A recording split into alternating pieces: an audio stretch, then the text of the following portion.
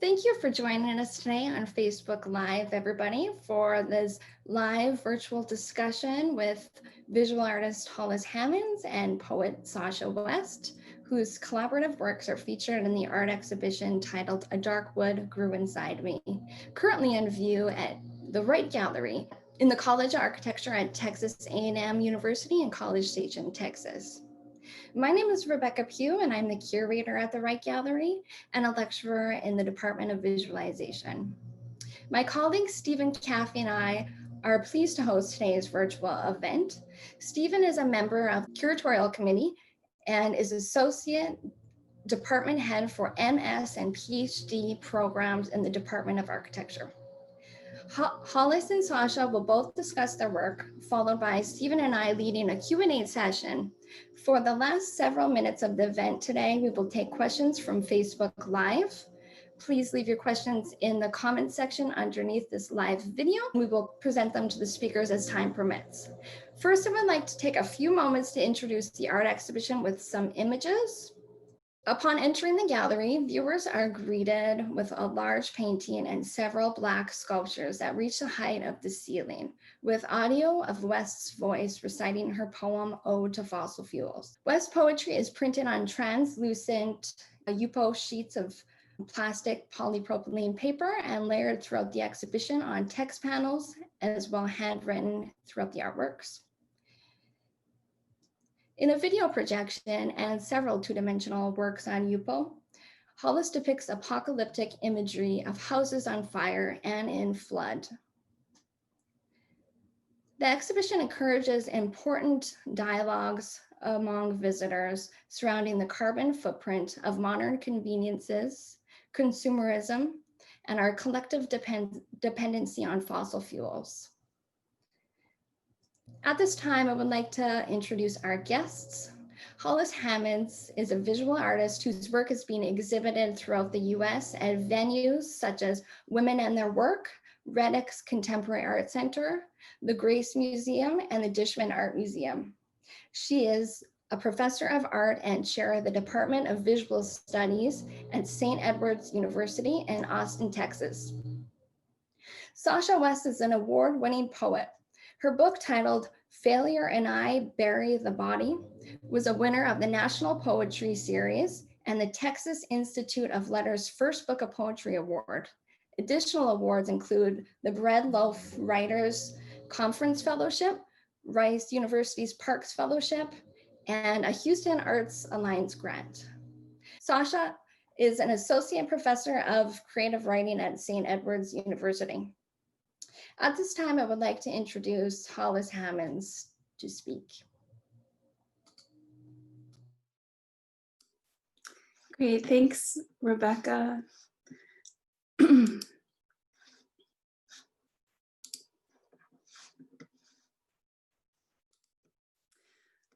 I just wanted to say thank you to Rebecca, who's been so helpful in the installation and curation of the exhibit.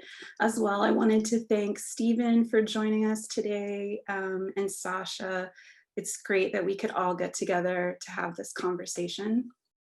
And I'd like to also thank the curatorial committee that invited me to come to campus originally. And when I kind of threw out the idea of completely changing my plan and doing this collaboration with Sasha, said just go for it. So I really appreciate them inviting us and being open to our collaboration.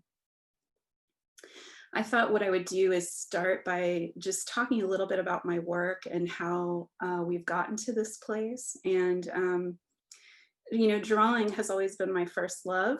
I see it as a form of documentation, a way to preserve memory, to memorialize, to give value to mundane things through the act of carefully observing them.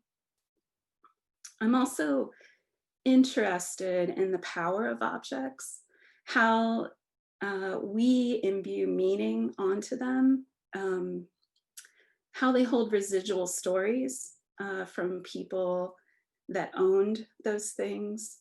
And, thinking a lot about consumerist culture and how we validate our own existence through these superficial ownership of this stuff. And especially being a child growing up in a poor household, objects have a very important meaning. And also in my own practice, like I started making this work, which was really just documenting, like doing observational drawings of all the things that I owned.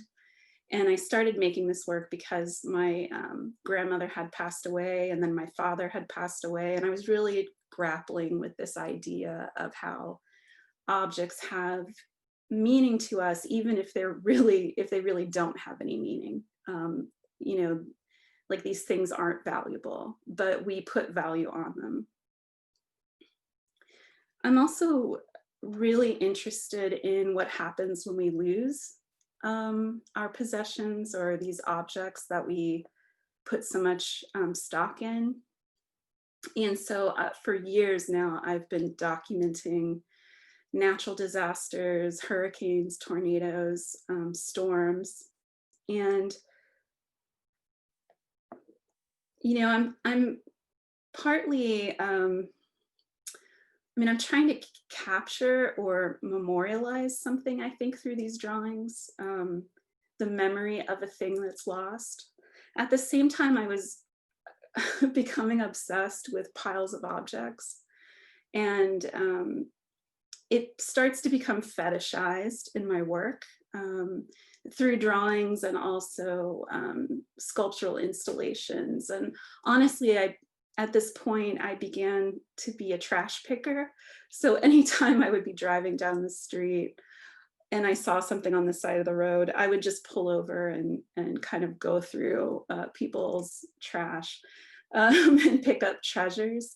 So there's kind of like a lot of multiple layers for me personally. I think that they look like orbs of junk. They're obviously landfills. They're globes of sort of destruction, but at the same time, they're these beautiful jewels with like little treasures inside of them. I didn't realize until much later, years later, that all the work that I had been making was referencing the piles of charred debris that were left after my childhood home burned to the ground when I was 15. And it was only because my sister had sent me some photographs that I had taken at the time in the mail, like mailed them to me, that I realized, it's in a humorous kind of way that everything I had been doing was really related to this embedded memory.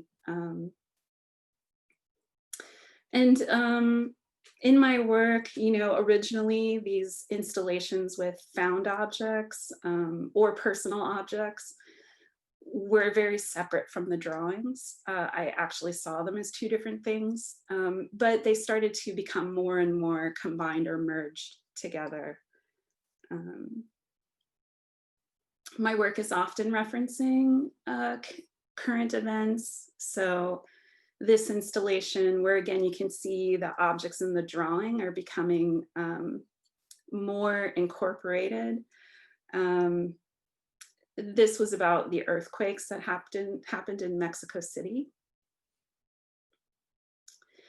And this work, which is, I did a work, the original piece at Gray Duck Gallery here in Austin, and in 2017. And at that time I was, really struggling because, I was part of this exhibit called What a Bloody Mess, which was really about current events. And I started by making drawings of protests and riots, but, these images of police brutality were just unbearable. And just, day after day, there would be a new story. So I really started to thinking about, how could I portray this idea through the experience of being an American and how we're bombarded with images and how these images start to become ingrained in the fabric of our lives in such a way that we more easily can ignore them. So I'm interested in this idea of like Americana, this sort of feeling of the decoration. And also through my work, I'm hoping that um, using beauty as a device is a way to engage the viewer into kind of difficult topics. And so I think that that is one thing that is successful about this work. Okay, so I wanted to mention the first collaboration I did with Sasha. We were both at a faculty retreat, and I think it was 2017. And you know, this retreat, you're supposed to bring a research project to work on with your colleagues, and you can have discussions, and it's like a really great activity. Basically, I didn't really want to work on the project I had brought with me. And so I asked Sasha, because I had known of her work a little bit, if she'd be willing to basically let me have one of her poems to work with, to illustrate in some way. And so this is kind of the sweet, kind of cute post-apocalyptic comic that I made based on her work. Which is really touching. And because of this project, I had always kept her work in the back of my mind. And it wasn't until 2 years later that I heard her read this poem, Ode to Fossil Fuel, which we're going to hear in a minute. But, and I was just completely struck by it. I immediately asked her if she'd be willing to collaborate with me on an exhibition. And because I had this exhibit lined up at the Wright Gallery, and I had a completely different plan. And again, once I had this idea and she was willing to work with me, you know, I completely just shifted gears. So basically what happened is Sasha gave me her most recent manuscript, and I just started reading through it forwards and backwards, and began to make automatic drawings from the writing. And this is just a shot of the installation. I did just want to mention that we did consider postponing the show again. It had already been postponed once because of it was opening in March, like right when the pandemic was kind of coming to light. And I decided that we should just go forward with it. I think that, you know, where we are today with the pandemic, with politics, with just what's happening in the world, I felt like we should just go ahead and let this work live on its own, even if a lot of people couldn't physically experience it. So because of that, what I'm going to do, my timer, because of that, what I'm going to do is actually show a video of a walkthrough. It's not a fancy video, it's something that I made myself. But I just think, I just wanted the viewers to kind of get an experience of what it would be to walk through the space and to hear Sasha's voice, which is playing throughout the gallery, like through the installation.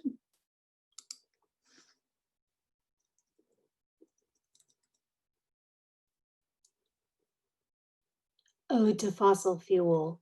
Without you, no paper and reams, no books with spines to break with use, no shirt whose blue I love against my husband's skin, eyes, no button from another country, no stitches programmed down his side, no machine measuring my mother's heart while they cut the cancer out, no tomatoes in winter, no cheap wine, no wandering another country's streets for a few days, no drug mules, char in a child's lungs. No miles of highway, no fast enough to break a tumbleweed, no Christmas trees in deserts, no rolling blackouts, no moving away from but still keeping family, no clean and running water, no toothbrushes, no antibiotics, no grandmother's face on the phone teasing my daughter, no ballet shoes, no hothouse flowers at our wedding, no train on my dress, no desire for a train on my dress. You have made us wealthy in goods and time, time. Without you,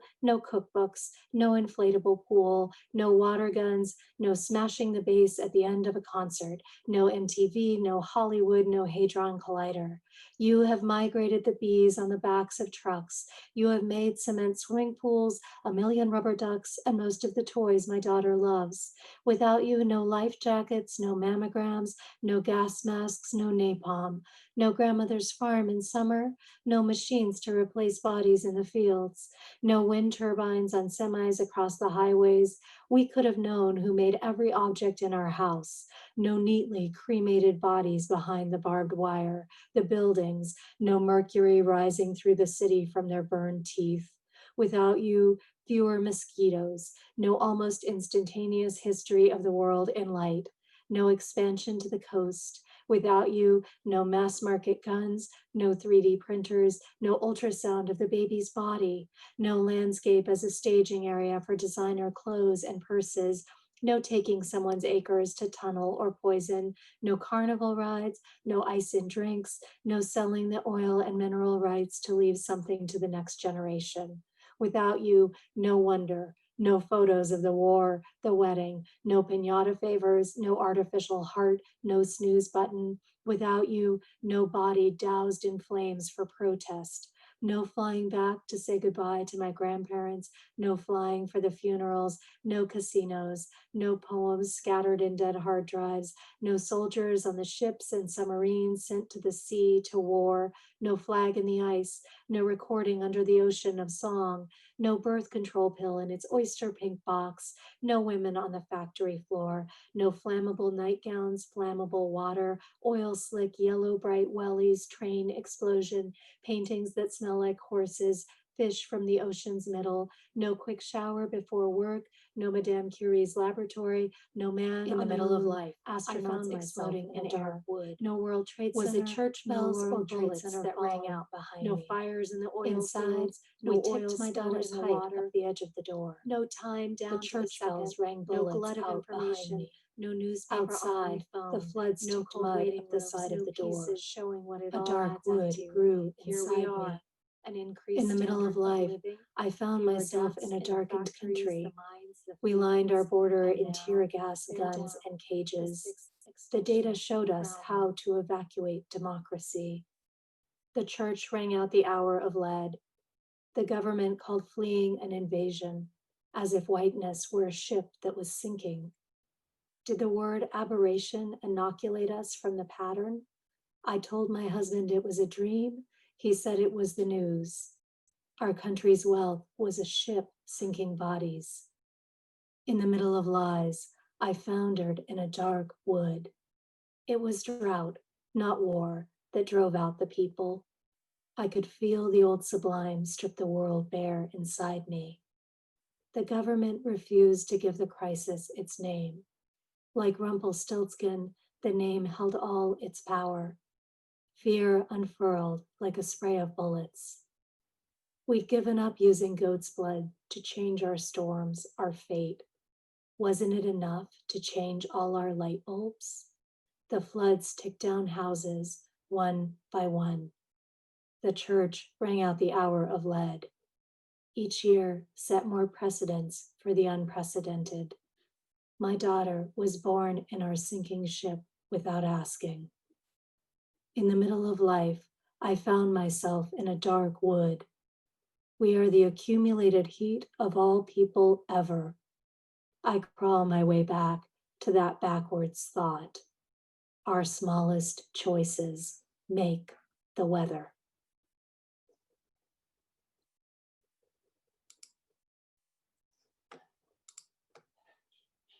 Okay, I'm gonna hand it back to Rebecca. Thank you so very much, Hollis. That was excellent. And thank you very much for sharing the video tour. At this time, I also want to take a moment to remind our viewers on Facebook Live to please leave your questions and comments in the Facebook Live stream for the end of the event. And at this time, I am pleased to welcome Sasha West. Thank you, Rebecca. I just want to echo Hollis's thanks. Rebecca, Felice, Stephen, Cecilia, Layla, everyone at the gallery. My first job out of college was actually at our university gallery, so I have a real sense of how much has gone into this behind the scenes, and I'm just so glad this collaboration could happen. So I thought I might talk a little bit about the manuscript that these pieces come from, and then talk about some of the places that I think our work intersects, Hollis and I. And then I want to close by reading the Cassandra poem, which is the one that you saw in the video that looks a little bit like a mountain. So these all come out of a manuscript entitled Solastalgia, which, it sounds a little like nostalgia, which I think is our way into it. So if you think of nostalgia as that homesickness for a place that you've left, solastalgia is a term coined by the Australian philosopher Glenn Albrecht to try to describe what it is like to be in our homes and watch them rewritten around us by environmental devastation. So we are in the home, there is no home to return to concurrently. And it's a manuscript that really is trying to figure out just how to psychologically take in climate change and make sense of it, how to take in the data and the news and understand ourselves as being very much inside of this problem and very much kind of just all these forces and these elements are acting on us in a completely different way. And one of the things that became really important in this poem, in this manuscript, that I think also really comes in to this collaboration, is that I didn't want it to be sort of an easy answer of, fossil fuel bad, and I sort of understand everything and am outside of it. It was really important to me to do what I think art can do best, which is live inside of these contradictions, live inside of the difficulty. And I've been researching this manuscript and sort of teaching some climate change classes for about 10 years and writing the manuscript for about 5. And a couple years in, I realized that the fossil fuels were sort of always the bad guys in the poem, which was a problem. And so I started trying to find ways to inhabit fossil fuel. So there are pieces like the one you just saw in the that are surrounded by Hollis's work, where fossil fuel takes on the voice of a kind of God. There's another where fossil fuel talks sort of like a lover / pickup artist. There's poems where the fossil fuel corporations talk to all of us, using that famous tobacco company memo saying doubt is our product, and taking up Chicken Little, and you kind of feel that the voice that's speaking is both trying to convince us and also trying to convince themselves. But this piece, the Ode to Fossil Fuel, which is the one you heard on the video, for me was really the point that broke open, because it was the speaker throughout the book is similar to me in some ways. We both live in the US. We both are, we're new mothers at the time that I started writing this, and different in others. But this was the piece where I started trying to investigate my life. And I came down to this moment where I realized that without fossil fuels, I wouldn't be a professor. I wouldn't be the kind of writer that I was. And so there's sort of something embedded in there in the like no birth control pills and the oyster pink pox, no women on the factory floor. And that sort of opened up everything else. Like every book that I have ties me to fossil fuels, ties me to the forest. And this was sort of the moment where there's obviously really difficult things embedded in the poem, but it is trying also to sort of look at these other sides. And that is kind of a turning point to why I so eagerly said yes to this collaboration and knew it would work. Part of it is that obviously Hollis and I are really interested in some of the same content, that we're looking at the world in similar ways, that we're both obsessed with elements and ruins and what objects mean in our lives and how we move through them and make stories. But I think we also are both trying to access that through what Hollis was talking about when she was saying, beauty is the access to difficulty. Like there's a quote by Japanese director Akira Kurosawa that says, to be an artist means never to avert one's eyes, which is a really interesting way of thinking about witness. But then how do you get the viewer to not avert their eyes either? And I think looking at these fire studies, you wouldn't necessarily want to put your human body inside of that space. Whatever fire or devastation is there, we wouldn't be able to survive. But as a viewer looking at the drawings, you're so sucked in by the lushness of looking, like the very detailed lines. And I think, for both of us, that real desire to hold the viewer's attention, to keep them in that space of difficulty through things like beauty, became really important to this. And I also think one of the other formal elements that we're really interested in is just the list. I mean, if you think the accumulation, the kind of list poem, this book is haunted by list poems, which are a form that is not as determined as, say, the sonnet, but really is about how do we put things next to each other in a particular order and lead a reader to a kind of understanding. And I feel that in all of the pieces that Hollis was showing you from before, all where the objects kind of accumulate into vortexes, I feel that in her drawings, that I think when we're talking about climate change, we're talking about these accumulated spaces from so many people. As I was saying in the How to Abandon Ship, that second poem that you heard. And so I knew that there was something about our aesthetics that would work really well together, and that we have sort of enough range of looking between us that neither media would feel illustrative. It really would feel like a conversation. And I think one of the places that I feel that most in this is in this installation piece. And part of it came out of us landing on the title of A Dark Wood Grew Inside Me, which comes out of that second poem that you heard in the video.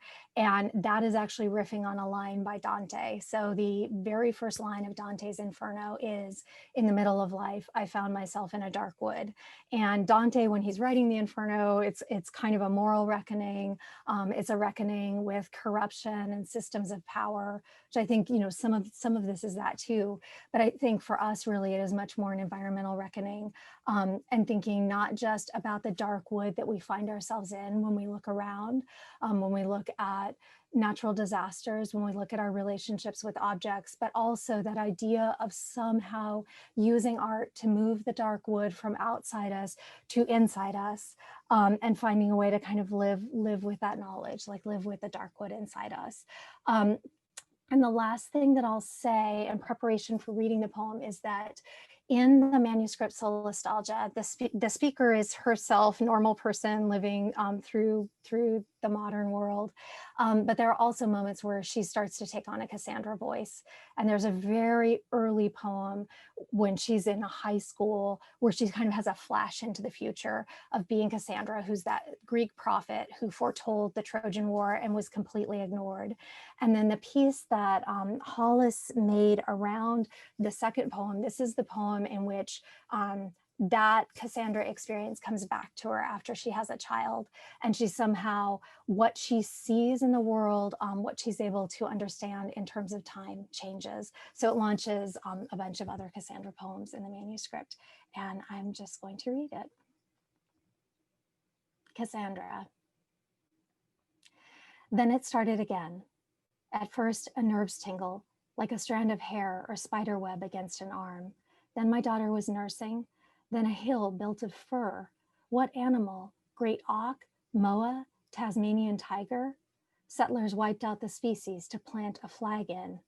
Then the feeling of land hollowed out below us. Reports from dynamite while I held her sleeping body. Blasts that freed the coal in the tin.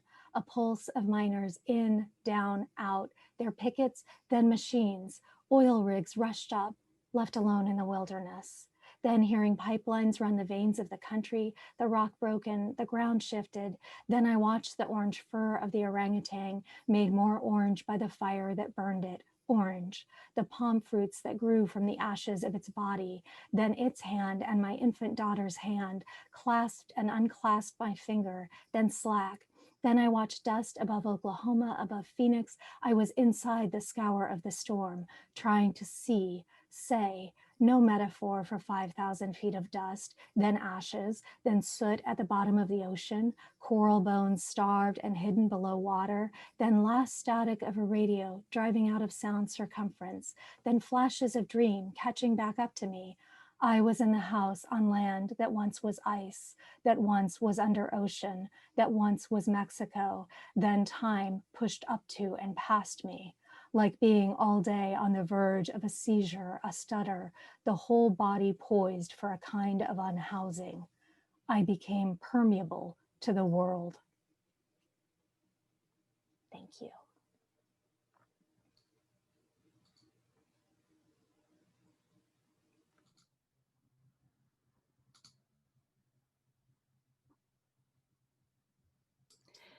Thank you very much, Sasha. That was excellent. We're getting a lot of great questions on Facebook Live, so please keep them coming. We are collecting them and we will ask the speakers the questions towards the end of the event. So first at this time, I would like to start the question and answer period with my colleague Stephen Caffey. Thank you, Rebecca. And thank you so much, Hollis and Sasha, for sharing your work with us here in the Wright Gallery. And thank you to Felice House from the committee for initiating this entire process. So we've talked a little bit about your work leading up until today's presentation, Hollis and Sasha. And as you know, I have a lot of thoughts about it. But what I'd really like to know is how there's sort of a before and after that I've been thinking about in terms of these accretions and these sort of collections and the way that things have sort of piled up for us and for you in this work, how your perceptions of those specific types of processes in language and in form have changed after this collaboration, if they've changed at all. And then the other thing I'd like to sort of bring up is one of the things that you mentioned, Hollis, was our desensitization to the world because we're so bombarded with information and images. But it seems to me that through the texts and the images and the objects and the sounds that we experience in this exhibition, there's sort of a very purposeful resensitization going on. And so if you could talk about either or both of those ideas, I'd be really grateful. I love that. Thank you, Stephen, so much for your comments too.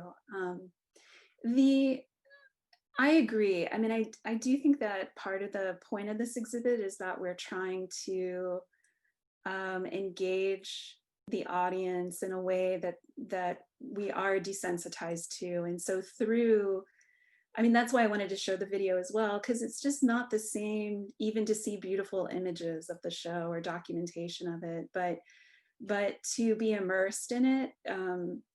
The goal of the installation and even just the exhibit design is just to kind of lead you through a journey where you can have this sensory experience that is beyond just watching the news or reading a story or listening to a podcast.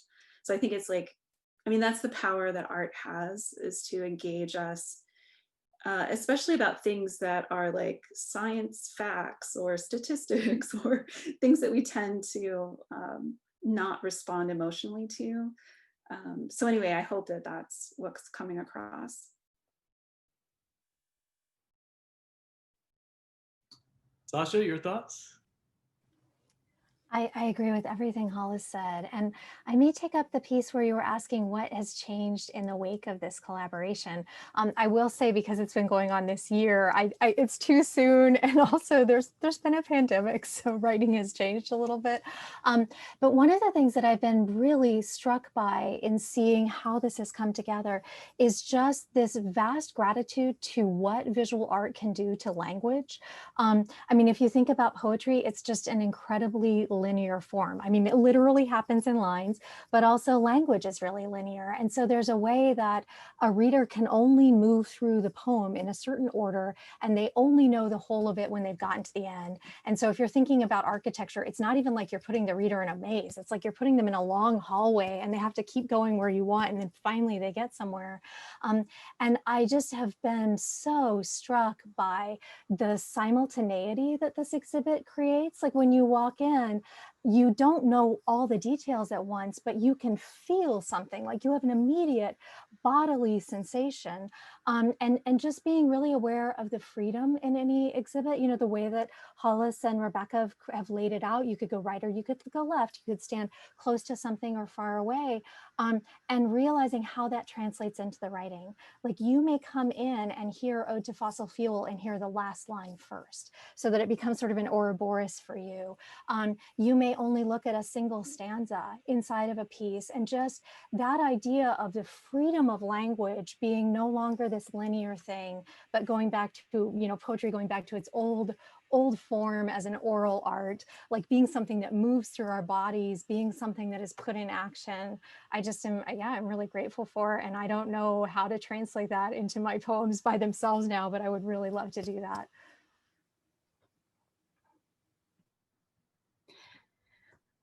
All right, I've got a question. How do you both envision your work either relating to or changing because of the current circumstances and events of 2020, specifically due to COVID-19 or current social and political events?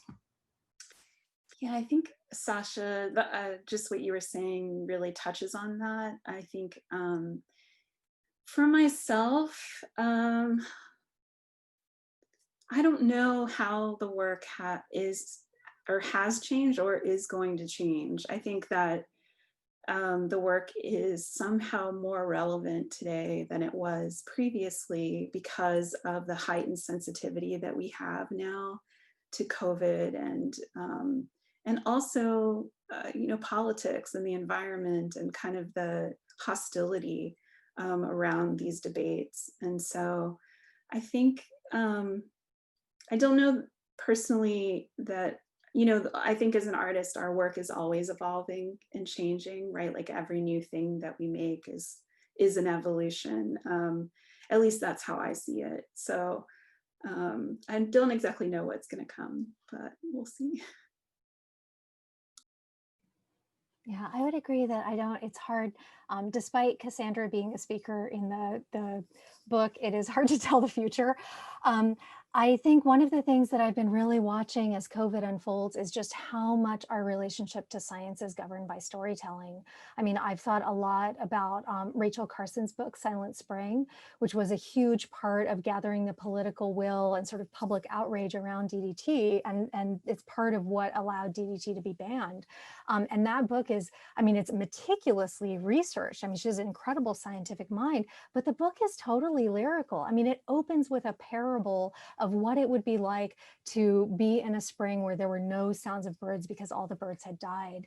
And, you know, looking at how we are meaning making as a country around COVID, around mask wearing, I feel like we're sort of watching what happens when we assume that we're making decisions based on logic or based on data, when actually we are making decisions based on stories. And so I feel like in some ways it's reminding us that we are a storytelling species. That is how we understand things. It's how we take them in. It's how we decide how to move forward. And so the idea, and I think there's a writer, Masha Gessen, and they were talking about us needing narrative therapy coming out of this, like the sort of that's going to be our way forward. And so I feel like that is something that art does really well, that artists have never turned away. I mean, art and science were a lot closer at some point, but, you know, artists have never turned away from that meaning making and that storytelling. So I don't know, we're going to be a part of it. I don't know how. Great answer. Stephen, do you have a question? It looks like you've got I have 1,000 questions, but I'm going to restrain myself and just ask one more. Thank you, Rebecca. One of the things that I find so discomforting, but also so satisfying about this exhibition is there's no virtue signaling here, right? Neither of you are pointing fingers, and neither of you are trying to indict the viewer. You immerse us in sort of culpability, but without recrimination. And that's so difficult to achieve, I think. And so I know, without knowing the story of your childhood home burning and thinking about what is for me the most heart-stopping moment in your poem, the grasp of the finger, the release, and then the slack. I'm choking up. Give me a second. For me, this idea of being invited in without being called out or canceled or indicted or accused is so liberating, which is not something that you would expect to find in a show with such gravitas. So do either of you, am I overreading this, or do either of you have any thoughts, about the issue of being able to say, yes, consumerism, yes, fossil fuels, but without doing so in a really accusatory way? It's amazing to me. So I'm really grateful that it comes across that way, because that felt really important. And I mean, to be honest, it's part of why I wrote the book. I felt like the things that I was reading, especially 10 years ago, it's been better in the last few years, but 10 years ago, it felt like the people that were writing about climate change had already figured it out and were so far into just into everything, into an activist space that they had these lives that were much more zero footprint than I could make my life. I can't afford an electric car. Like, there's lots of things that I live in the US. There's lots of things I felt like I couldn't do, or people were totally ignoring it. And I thought, we're inside of this. I'm inside of this. And in some ways, it's been really interesting to watch the discussions around anti-racism that have unfolded in the last few months, because I feel like, Ibram Kendi and others are really great at saying this is, anti-racism is a verb, not a noun, but there's a way that we are all embedded in racism. And I feel like that's true. Like, in my house, we try to be really thoughtful about how we consume goods. We try to be really thoughtful about how we think about people, how we name trees, but I am getting curbside service and disposable grocery bags in a way that I wasn't before the pandemic. There's not our larger structures of life do not allow us to be outside of this. And so I feel like we need a way to call people in without letting them say, oh, so I'm not the problem, or I guess I can do whatever I want. Like, we need a way to deal with the gravitas of this, but in a way that understands we're in it together and we have to move forward together. And we're not going to get there if we're trying again to create a hierarchy of who's better. Like, hierarchy has led us here. Let's get rid of the hierarchy. I really don't have a lot to add to that. I think that this idea of being personally contributing to this crisis is like a theme that is in the show. It's not coming from a lofty place where we're saying, you need to do better like we are.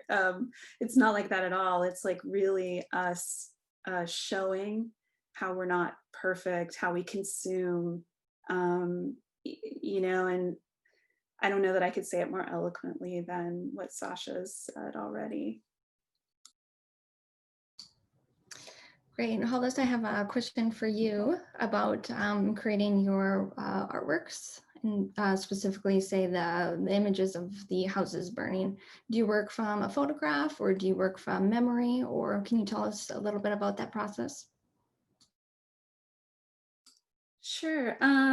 A lot of my work, a lot of my earlier work was what I term like culling from the collective consciousness, where literally I just go through thousands of images that are online, anonymous images of personal things that people have posted. And I would take parts and pieces of those and remake them and document them. But this recent work, like those house drawings, those are not, well, they're not recent, they're previous, but they dovetail so well with this body of work that I included them. Like, those are completely just invented from memory, or just this sort of icon of a house, like a cartoon kind of house. And then all the other drawings that I made for the show, the Cassandra drawing and the fossil fuels drawings, those are all just automatic drawings, not looking at any references and but I've spent years and years just obsessively looking at fires and and destruction and piles of stuff. And so it's all just embedded, I think, in my psyche. And so when I'm reading the poem or the words, I would just be making these ink drawings and not, I just, whatever images came to mind, I would draw. Great. So I think I will start the question period taking from Facebook Live now. So our first question that was asked is from Matthew. He asked, is the poem available or published as a multiple? So that was from earlier in the event today. So Ode to Fossil Fuel is it placed in a prize in the UK. So there's a small anthology there, and I think it's going to be published in another anthology there in the summer. I had just finished this manuscript when I handed it off to Hollis, and publishing poetry is a really long process because unlike fiction, there's not masses of money behind it. So there's not agents that are hoping to get your work out into the world. So the manuscript itself is under review at a couple of places. And Great. Anastasia asks, is this exhibition open to the public? And I will answer that. Yes, it is open to the public. The Wright Gallery is open weekdays from 8 a.m. to 4 p.m. Face coverings and social distancing is required, and visitors are limited to 10 people inside the Wright Gallery at once. All right, the next question is from Chadwick. In addition to the poem that you just talked about, Sasha, is there somewhere else to see the first comic that Hollis shared? He loves the work. That comic has never been published. So, yeah, it doesn't even live on my website. This is the first time I've publicly shown it to anyone, but maybe I'll add it to my website eventually. Mary is asking Sasha, after seeing Hollis's artworks inspired by your words, what most surprised or intrigued you about the way she visualized or concretized the poems in her artwork?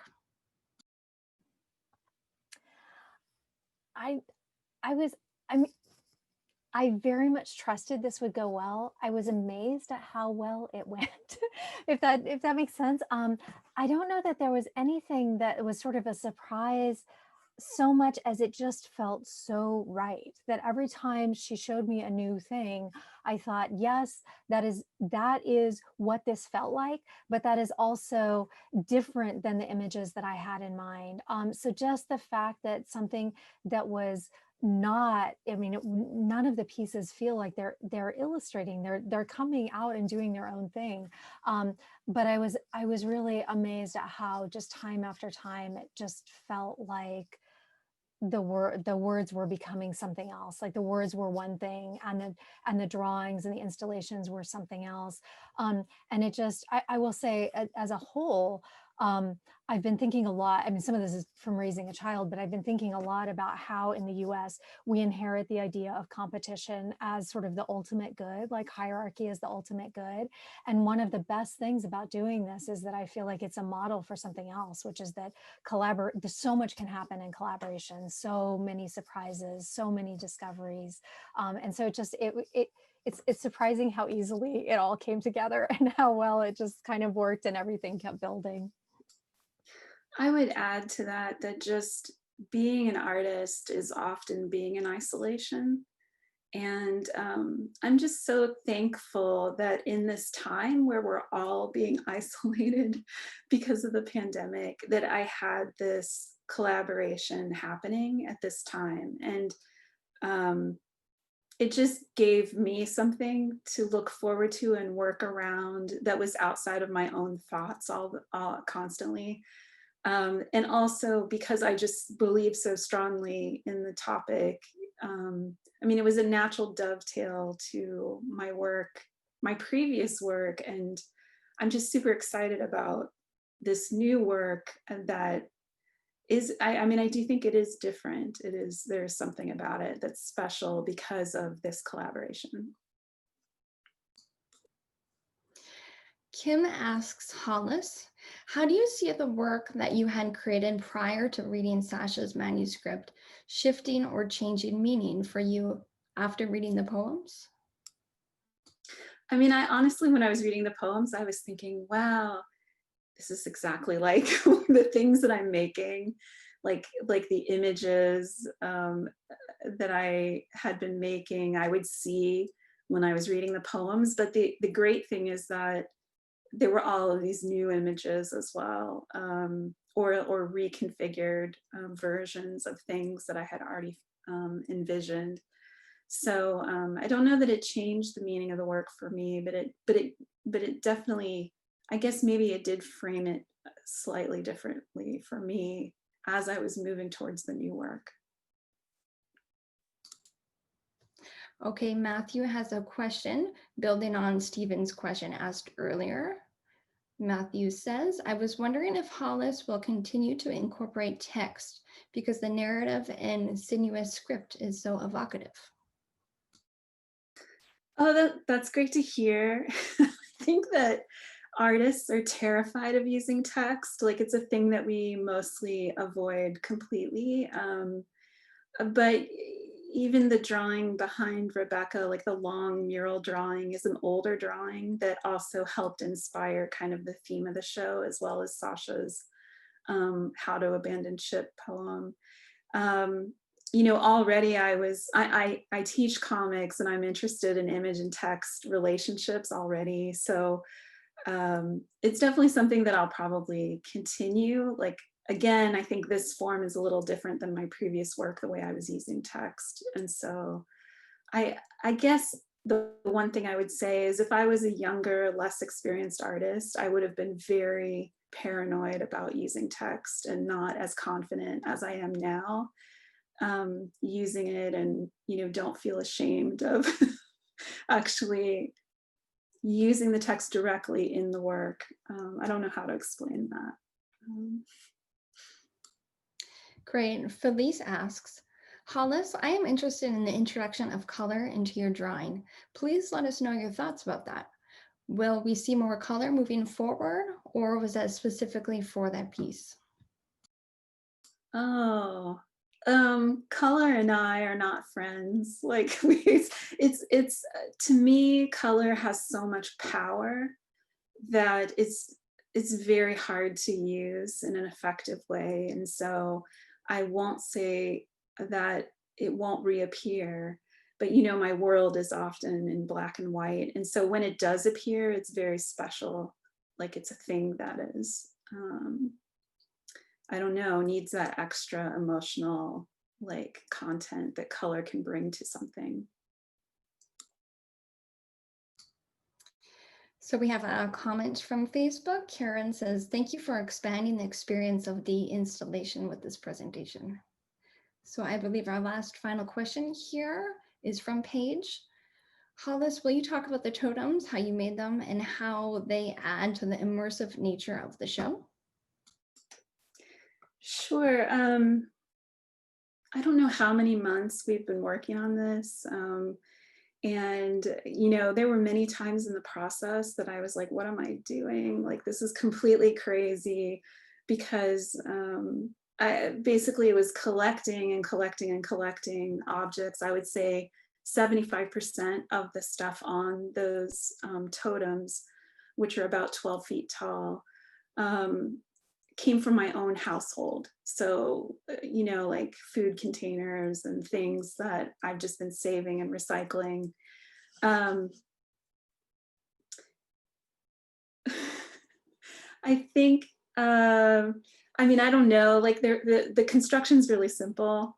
They're wire frames that are the objects are adhered to, or they're tied basically to the frames. And so the great thing about it is that as I'm thinking of future works, I'm thinking about how I can build these structures and use these recycled materials as cladding for other forms. And so in that way, I'm super happy about how they turned out. For me, it was important that they were human scale or larger than life, you know, having them towering above. And one thing you can't really get a good impression of is how they're tilting and kind of leaning as if they're very unsettling when you're next to them, because they're just sort of slightly off balance. That's another thing I really like about how they turned out. Excellent. So we have one last question from Meg. Meg asks, Sasha and Hollis, have you found that this cross-discipline collaboration has had a profound impact on how you create your work? Have you found yourself approaching creative problems differently or found inspiration from sources you hadn't considered before? So I'll start by saying that I think the visual arts have been a huge part of how I make poetry for a really long time. Both of my parents are artists, both of my step parents were artists, and I worked at an art gallery. So there's a lot of ways that I am always looking to visual arts to kind of help me create the like haunted worldscape that my speakers are moving through.